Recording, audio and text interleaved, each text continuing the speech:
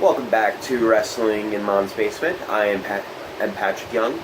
The guy to my right loads the ship with the rocket fuel, and he loads it with the words, Joe Venuto. Thank you. I feel the energy flowing through my veins. Yes. This is the Rover Shutdown Live plus NXT 205 live reviews for the podcast. We're going to jump right into things.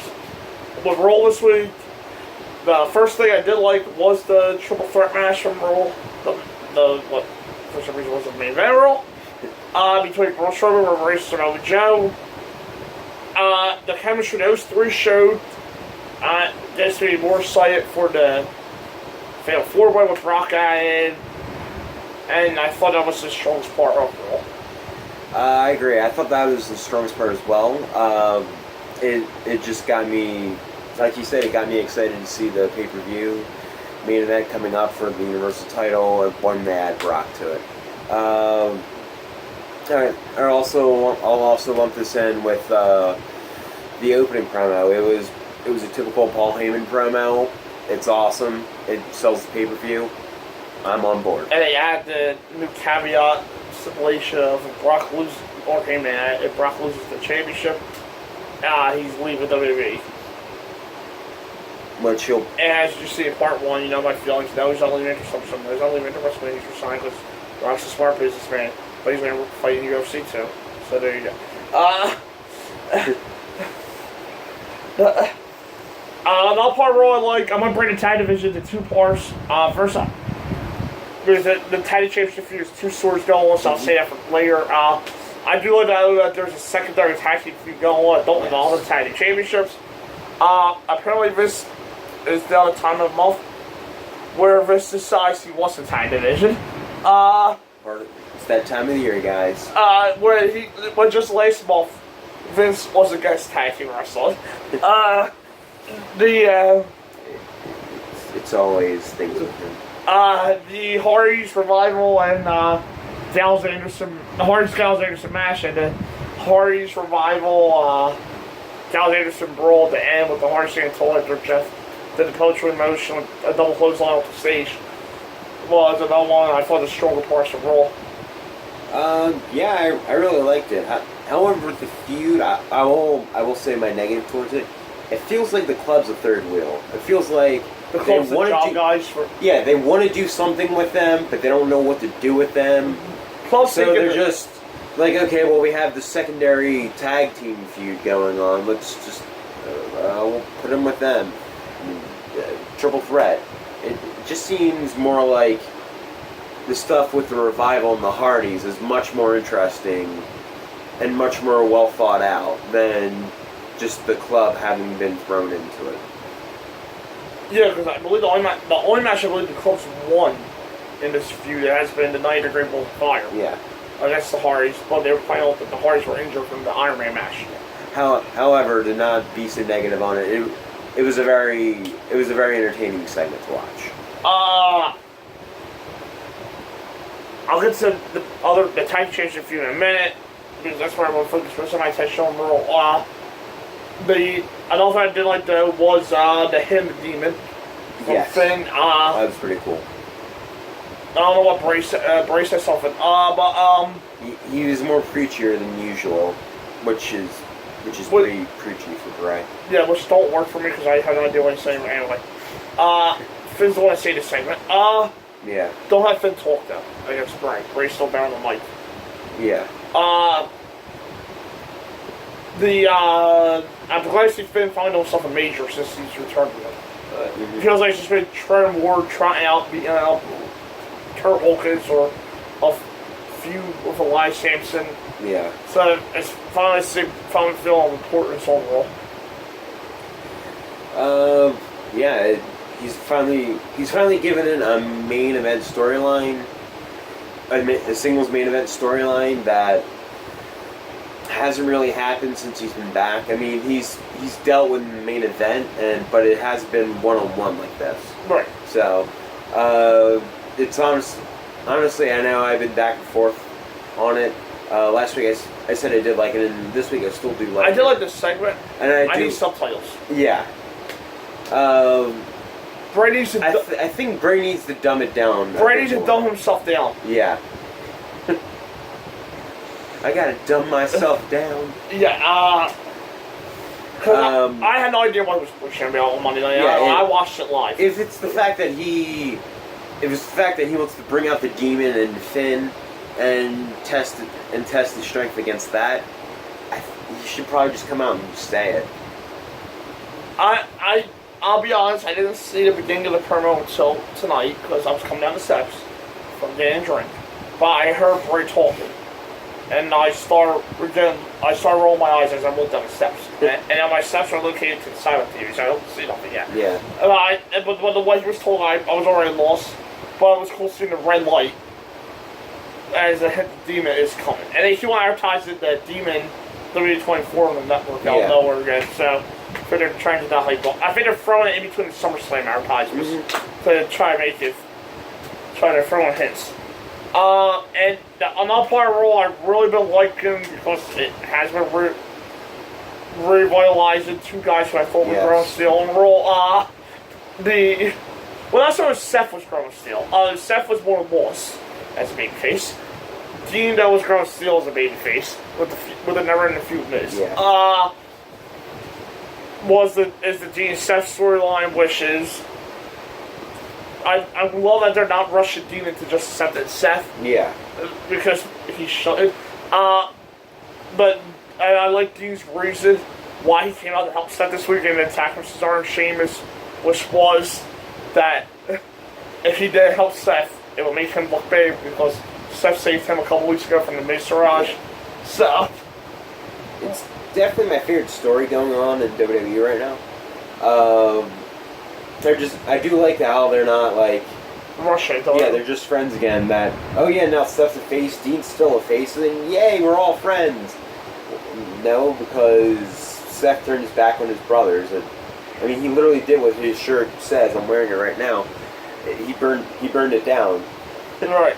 And it's also ironic that he's trying to mend that fence with Dean, and his T-shirt says "Burn it down." So yeah, I know it's just, and his theme song now. Yeah, I know it's just like the video game thing. But it's just sort of funny, and maybe they could bring it up in the storyline that's what Seth has been doing, and whatever. It doesn't like they're going to end up being forced to team up. Yes. Now to get revenge on Cesaro and Sheamus for the tag team titles. It gives them an excuse to finally separate the Hardys if they want to. But now you're in a predicament where if Dean and Seth win the belts, you get matched to Dean and Seth, Cesaro and Sheamus, Dean and Seth for a rival, Dean and Seth in the club, and Dean and Seth versus the Hardys. You might be able to keep the Hardys around for a little longer as a team. Yes. In that case. But yeah, they were probably the best parts of Raw this week. Anything you really want to add to that? The best parts of I only seen the limited Hulu version because I couldn't make it over on Monday. But how are like some stuff I missed? Okay. The Cruiserweight 6-man tag actually got like 10-15 minutes on Raw. Yeah. Okay. So that was a good match. Which leads into the storyline with 205 Live, which he didn't see yet, so I'm going to spoil that though in the review. But it was one of the better editions of 205 Live I've seen since its inception. He'll see that Monday. Yeah. That was good. Billy and I'll get to him later. Got it. I did love the fact that they brought back a 2-hour Raw this week. Plus, yeah, the third hour was a really. I don't really know if they need to add main event those the third hour. But yeah. Hulu didn't think the third hour was worth watching. The only thing they showed for they started off at the beginning of the third hour, which was the triple threat match, and ended with the main event, which I'll get to later. Yeah. But yeah, that's right. SmackDown, the first show for SmackDown was the Nakamura John Cena match. The match led up to the hype. It was only 15 minutes. It was Nakamura's best outing on the main roster. He needed to bring it this week, that he did. To prove naysayers wrong. And there's no way you're going to Nakamura's first loss. If Cena didn't get Nakamura's first loss, there's no way it's Jinder. And maybe Corbin if he cashes in, depending on how the match goes. Corbin's more deserving of it than Jinder, but there's no way Jinder is getting the first one pinned to submit Nakamura on TV. Yeah, I thought it was a really good match. However, it's not my favorite match, but I would still recommend you see Cena versus Nakamura just because it's Cena and Nakamura the first time that's ever happened. And it's a dream match for a lot of people. Right. Again, I'm really excited to see that Cena isn't being the one that beat the anti-American again, and John Cena recognized America, yay! AA! Win, yay! I'm happy that it's actually someone fresher in Nakamura. Right. Now watch the fans chant USA. That would be... During this feud. That would be smart. And it looks like Cena's going to transition to a feud with Baron Corbin, too, for SummerSlam. Yes. Which should be a good setup for Baron Corbin to cash in. To step into the main event. Right. The next thing I like is the United States title picture. I like the slow burn that they're doing with Owens. I think it's a shame they're not blowing over away. Yeah. Which did lead to AJ and Owens, which changed our first SummerSlam. This time I see it ending definitely the feud with AJ winning clean. Yeah. Shane count the pinfall, and then them going from AJ moves on to somebody else for the U.S. title, and Owens and Shane continue their bickering, or they build up to. This was actually my favorite match of the week. I thought this was actually, out of this series, or this feud for AJ and Owens, I thought this has been their best match, actually. I did like the finish that, how with the errant throw that Owens blinded the referee and causes him downfall because he kicked at his shoulder. Was clearly out. Yeah, it was clearly up. And the referee completely missed because he was only dealing with one eye. Right. I like that finish because I don't think I've seen that one too many times. Yeah. So it was actually a fresh finish. So this was actually probably my match of the week so far. Yeah, there's really not much else to add. Not sure where AJ or Owens going to enter SummerSlam, but I'm assuming two of the contenders are in the next match that I'm going to talk about. Yeah. The other thing I loved about SmackDown was Gable versus Rusev. These are matches I'd like to see more of. And not saying they need to be upsets all the time. Well, these are the ones where the guys that don't really have a chance to go into the match shined throughout the match and should be Kurt Angle's son. And as somebody like Rusev still gets to win, but they had to fight for it because it does a lot for Gable's credibility. Yes. Gable's been having a lot of these though recently. One with his matches with Kevin Owens and AJ throughout the month of June and July too. So. Yeah, I said this either last week or the podcast before that Gable has really stepped his game up with being in this little singles push he's been given. It's not to the grandiose story with Jordan being Angle's son, but he's really been given able to shine, and this should actually build a good foundation for him going forward. Personally, I want Gable to win, but I'm glad he didn't because booking-wise, Rusev needs some hint. Yeah, it will be disastrous since Gable's not fully fleshed out yet as a singles competitor.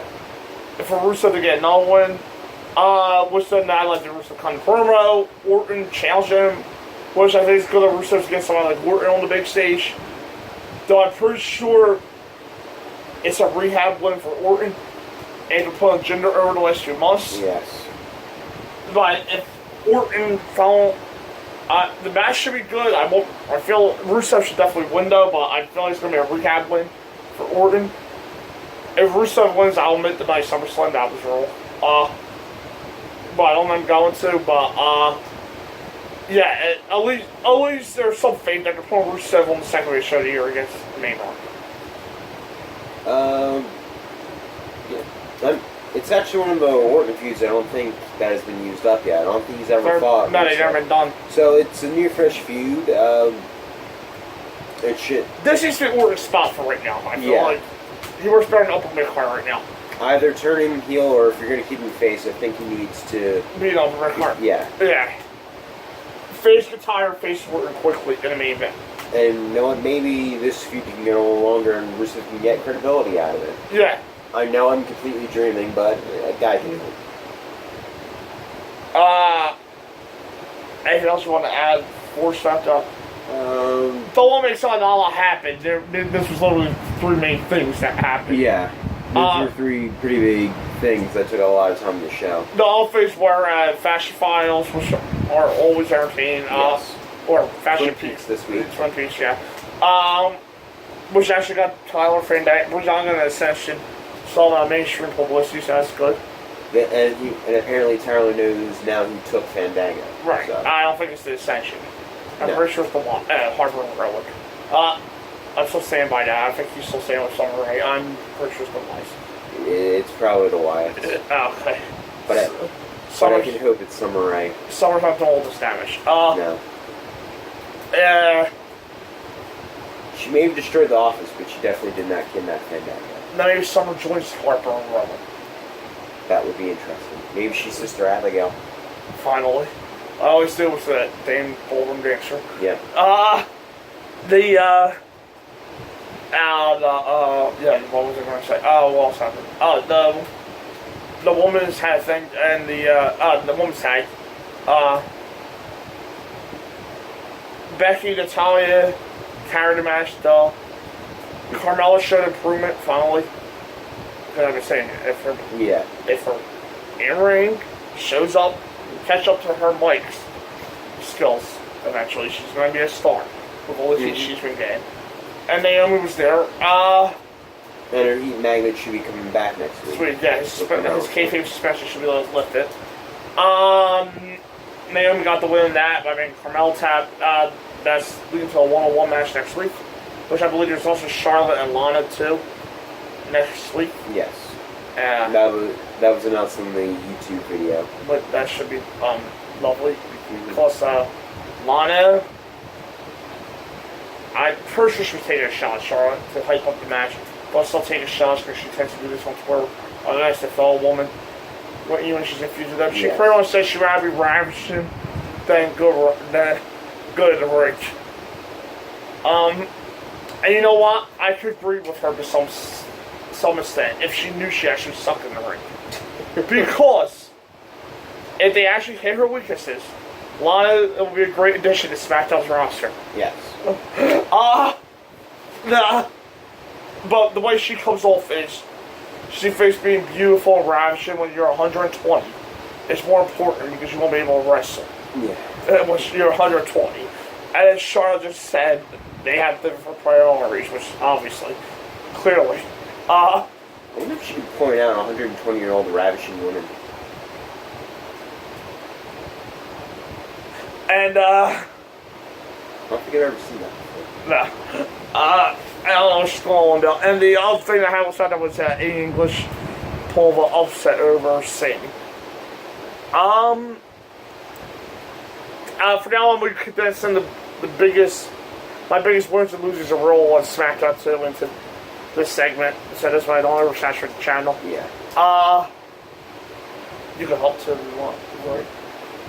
This week I did 2 best book and 2 worst book from each show. I'll do the worst book for Raw first. My second place worst book, Bayley. One week she looks like a winner. Defeated Sasha in an excellent match. This week she looked like a complete loser. And then she got injured. In the best case scenario in this case. And my other worst book, actually I know one worst book. He's been there for the last couple of weeks now. Last few weeks now has been Jason Jordan. They don't know what they're doing. This angle, not angle himself. This storyline, this angle's bombing right now with him. The fans aren't behind him like they should be with this. But Gable's clearly getting loud reactions on SmackDown. Miz carried the segment was good because Miz carried the segment. I don't remember anything Jordan said other than no. Why would I want to associate myself with Lace and you? The belly to belly Jordan did was cool on Miz TV, but overall no. From what you've seen, from what I've seen, I guess I'll cut it down to one since an hour and a half is cut off from my version. So I would probably say I'll agree with you and say that Jordan is probably the worst booked. They're not hiding his flaws. They seem to want to have him show off a personality where he doesn't really have one that would be like magnanimous and willing to and would draw people in to see him. It's not like his kayfabe father. Angle had a very big personality. He was very funny and he could wrestle. Jordan just has the wrestling part, and I wish I could enjoy more than I am, but his promos aren't that good, and I'll give Raw this one that they gave him the right lines this week compared to last week where he just had a full-blown backstage promo where he bombed completely. Yeah. Now he had like very short one-verse sentences, but I don't. There was no board chance this week. Yeah. But there were booths, so which Miz did play out. Yeah. He's too good to shoes. Yeah, he's too plain. There's and I did enjoy this segment this week. I thought that was good because of Miz. And I did like the reveal when it did happen 2 weeks ago. Or maybe 3 weeks ago now. Yeah. 3 weeks ago, maybe. I did enjoy the reveal. I thought Angle's excellent. Mm-hmm. But even then, I did put him in as my biggest loser for Raw that week, too. Because they threw him in a position that I wasn't sure he would succeed in. And ever since that, he has been part of my biggest losers of Raw. Which is since I started doing this, it has been very consistent. Which I normally switch out, because I just go week by week for this segment. Mm-hmm. But Drew has been a consistent presence in this segment. But I thought if it was Gable, he would be the winner column. My best book for Raw, my second place, I'll give to Finn. For the second week in a row, actually, I'm giving, in terms of consistency, for best book. They finally feel like they're on track for Finn and do something, like I said earlier in the review. So there's not really much else to say there. And my best book, I'm actually going to Cesaro and Sheamus. Because they haven't been on the show, and it was since Great Balls of Fire. They just been shown backstage. But they've been at the shows. Either Sheamus is filming a movie, they have been at the shows. But I thought it was very smart having Cesaro and Sheamus take out to the more popular guys on Raw, because I actually feel like this should be the build-up to the match at SummerSlam. Cesaro and Sheamus keep on one-upping them. Chris, Dean, and Seth don't get along fully right now. And then they win the belts at SummerSlam. Or Number Receipt in September. But this should be Cesaro and Sheamus keep on outsmarting them. Because people need to believe that Cesaro and Sheamus are on the same level as Dean and Seth in this case. And they were smart heels. They weren't sleek heels. So. Again, I'll cut it down to one. But it's sort of a tie, so it's sort of cheating. I would actually say Seth and Dean. I just like that the Raw booking team is able to hold off on just immediately throwing them together, saying, "Hey, we're the best friends. We'll frolic in a meadow into each other's arms or whatever," and be like the old days where Dean's definitely not that character, and Seth would probably be funny as hell to see frolicking in a meadow. But what he's saying is he's greater now booking Dean and Seth like things we do. Yeah. Because we frolic in meadows, apparently. Or any heel that has feuded with John Cena that turns face automatically. His best friend. Was his best friend. There's a lot of meadows in Philly that we frolic through. I remember Sheamus, out of nowhere, hugging him that was fun. When he first turned face. That was weird. Yes. But I'm happy that the Raw booking team is able to hold off on them actually, like, doing the Shield fist bump. I like that. I said that last week, and they continue that. That's great, and they're holding on to a long-term story going forward. Now for SmackDown, I did 2-2 this week too. I had 2 losers this week. There's not really much losers on SmackDown this week. I guess close. They lost. Well, they didn't win the loser match. I don't know. This was kind of hard. I just wanted to get some names out there. Second place, I guess Rusev, just because I didn't think it was time for him to get RKO yet. Yeah. But that's a little bit my own complaint. There's really no else. At first, I don't even mind him losing because I interested where we're going with him and Ian. It was a Sammy, I guess, because we know what Sammy's caliber actually is. But I didn't mind that either. He just might have been the worst book this week, and he lost by roll-up. So it's not even like that was terrible either. So like, it's just like I know where Sammy could be positioned maybe. That's why he's kind of middle card right now. But it's not like it's terrible. Nothing's really standing out as bad on this for sure. Yeah, I hate to go the cheap way on this, but I completely agree with you. There wasn't really many bad book things, but I guess if I had to say, the 2 worst book would be Rusev and Sammy. Right. No, Russo's just RKO for me. That was it. Yeah, I guess in order to be different, and since I think there was a little bit more damage done to Rusev, I'll go with Rusev being my worst book. Just because I think he needs to stand tall at this point, or at least not leave the ring. I love that. Not leave a segment on his back. I love the fact that he didn't back down when he let Orton get in the ring. I love that. Yeah. I thought it was a little too early for the RKO. For her to be laid out, yeah. And with Sammy, it was just literally it was just, I guess because he lost to Aiden English, but I don't have a problem with Aiden that push. Mm-hmm. It's not like he got decisively beaten. And I'll give kudos to England. He's actually getting heat, so. Congratulations, England. Mm-hmm. English, whatever. So England got heat on SmackDown. Apparently, the show where USA rule is America is number 1. England is now hated on SmackDown, but so is English. What did England ever do to SmackDown? No, I don't know. I'm not sure there's any British people on SmackDown. Nope. No. All right. Biggest spoilers for SmackDown. Kevin Owens will be my number 2, because I love the fact that he's going back to the prize fighter gimmick and not they're in the face of American gimmick. The prize fighter is just some more, and that's what he is. And if you're Shane, then my number 1, Nakamura. He beat Justin Cleese down the for the championship. A before the way we know Nakamura can, and a big match said. Again, I hate to go the cheap way on this one, and completely agree with you, but I do.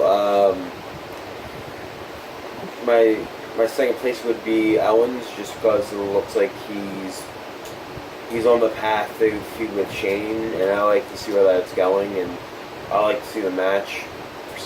For some reason, I think that's actually going to be a quality match to see. Kick a go. Yeah. Shane, not Owens.